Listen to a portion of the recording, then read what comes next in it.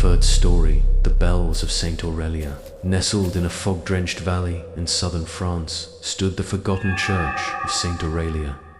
Once a proud 17th century chapel, it had been closed since 1963 after a fire consumed the bell tower. Locals said the bells still rang on stormy nights, even though they had long melted in the fire. In 2018, a theology student named Lucas Barrett from Lyon decided to spend a weekend at the church to research local religious folklore.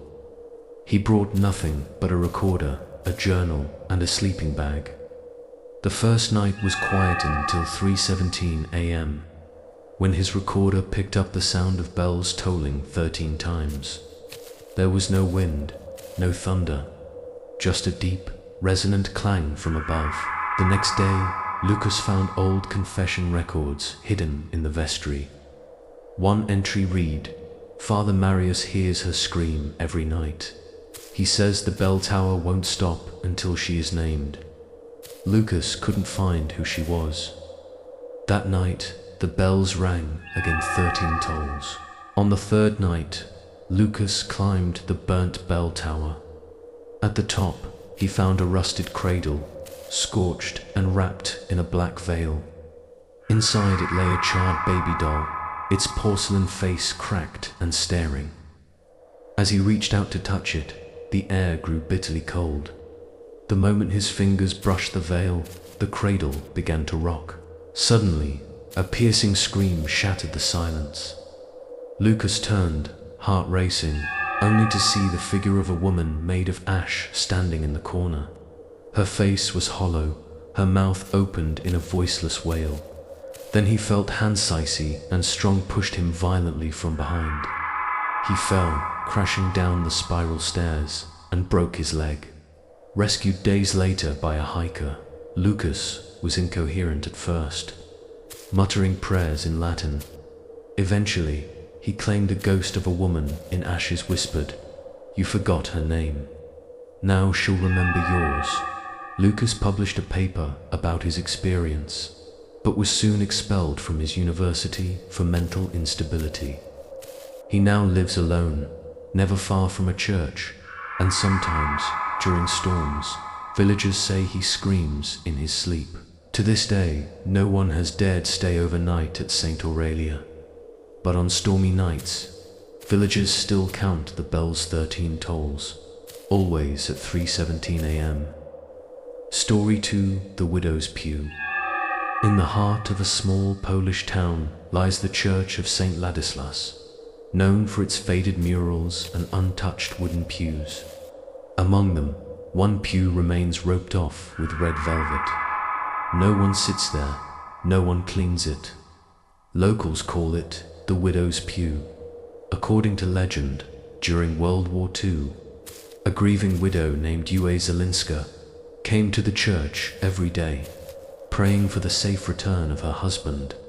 When he was declared missing in action, she sat in the fourth pew from the front and never left. One day, the priest found her dead eyes wide open, fingers locked in prayer. Her body was cold, but she was smiling. Since then, strange things have occurred. Choir singers claim to hear humming from the empty pew. Candles near it refused to stay lit. One visiting tourist, unaware of the legend, sat on the pew and immediately collapsed, convulsing, whispering in Polish despite being German. He had never spoken Polish in his life. In 2022, a local historian named Kasia tried to research the truth behind the widow's pew. She found Uwe's diary with the last page reading, "He returns every dusk. He brings the cold with him." That night, Kasia stayed behind, hiding in the gallery to observe the church after dark. At exactly 7 p.m., the temperature dropped sharply. Frost formed on the inside of the stained glass windows. Kasia watched in horror as two shadows appeared in the pew, one of a woman in a black veil, the other of a man in a military uniform. They sat silently, unmoving.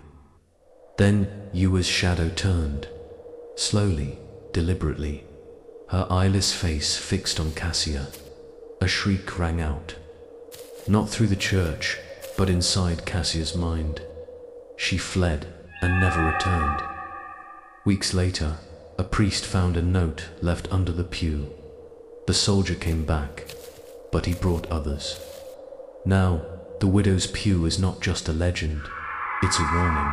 And on certain nights, those walking past the chapel swear they hear humming, and the faint sound of weeping from inside. Story 3, Sanctum.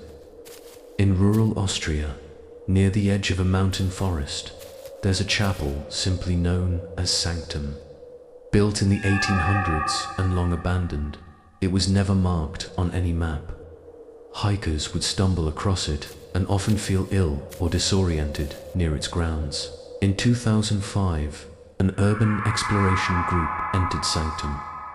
Their footage, later uploaded online, showed Gothic interiors and religious murals where the saints' faces were scratched out. Latin phrases lined the altar, many translating to, "He is not the God you know." One member, Renner, insisted on returning alone. His last message was a voicemail. "They're praying backwards.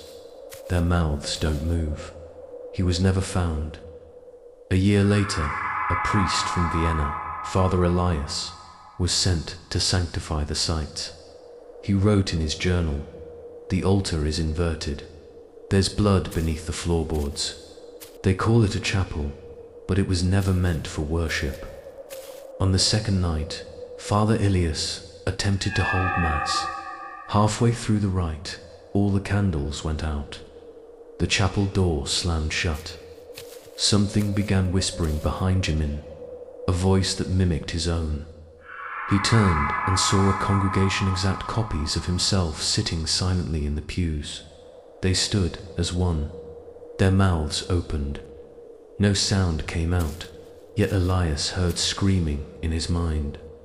His journal was recovered later, soaked and half-burnt. One line was scrawled repeatedly, "I see myself in the pews. I see myself watching." Only his rosary was found melted, fused into the chapel door. Since then, Sanctum is once again silent. But hikers still hear backwards chanting when passing the glade where the chapel lies. None linger, and those who do report losing time, their reflections smiling when they do not. Story 4. The choir beneath Saint Elira. Hidden beneath the Baroque facade of the Church of Saint Elira, in northern Italy lies a subterranean chapel known only to a handful of priests. In 1972, the parish decided to reopen the crypt for renovation. And that is when the workmen first heard the music, a distant, sorrowful chant drifting up from the sealed arches below. Father Gianni, charged with overseeing the project, descended alone one evening to investigate. Lantern in hand, he found a vaulted corridor lined with niches each containing a weathered statue of an angel.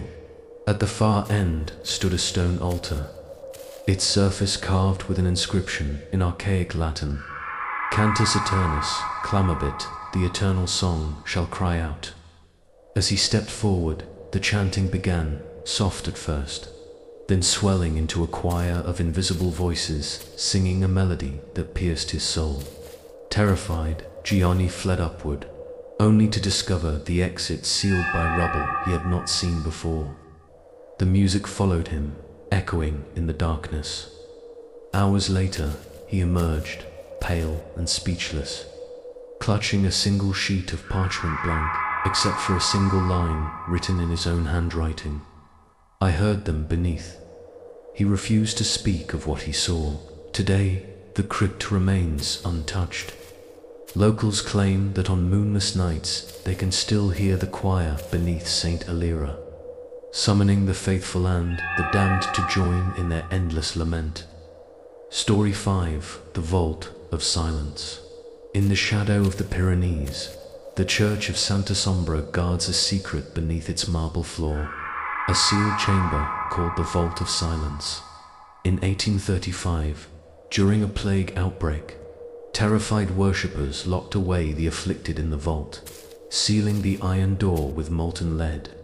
Their screams were said to echo through the nave until the plaster walls were whitewashed over. In 2010, an architectural historian named Marie Laurent persuaded the bishop to allow her team to open the vault for study. The moment the lead seal cracked, a deafening roar, half prayer, half shriek filled the church, sending everyone fleeing. Marie remained, drawn by a compulsion she could not resist.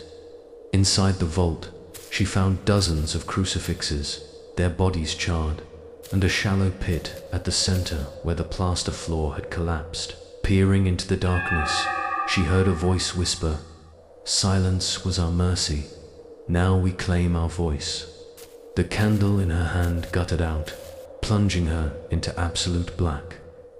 In the void, she felt countless lips brush her skin, murmuring in dozens of tongues. When the team returned, they found Marie huddled against the vault door, her hair white as ash and her eyes reflecting a void deeper than night. The vault was resealed that very day. Since then, pilgrims avoid the church, and the name Santa Sombra is spoken only in hushed tones, lest the silent dead awaken once more. Story 6. The Masked Procession. Every year during Lent, the villagers of Burgos, Spain, reenact a masked procession in honor of their patron saint. Participants wear identical white robes and featureless masks, moving in solemn silence through the ancient cathedral. In 1999, a visiting anthropologist, Alina Martin, decided to document the ceremony. What she recorded would haunt her forever.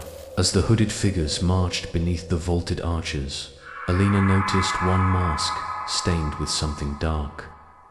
At the moment she focused her camera, the figure stopped, removed its mask, and placed it at the altar. The face beneath was blank, no eyes, no mouth, only smooth porcelain. The figure then knelt and began to chant in a voice that was not human. Alina froze as the other participants turned toward her, their masks raised. Dozens of blank faces stared, silent and expectant. She fled into the night, but the echo of their footsteps followed her through the empty streets. In her footage, the final frames show her reflection in a broken stained glass window wearing the same featureless mask. Today, Elena's tapes are locked away in a museum archive, labeled not for public viewing. Every Lent, a new mask appears on the cathedral altar, smooth, white, untouched by human hands, waiting for the next procession to claim another face.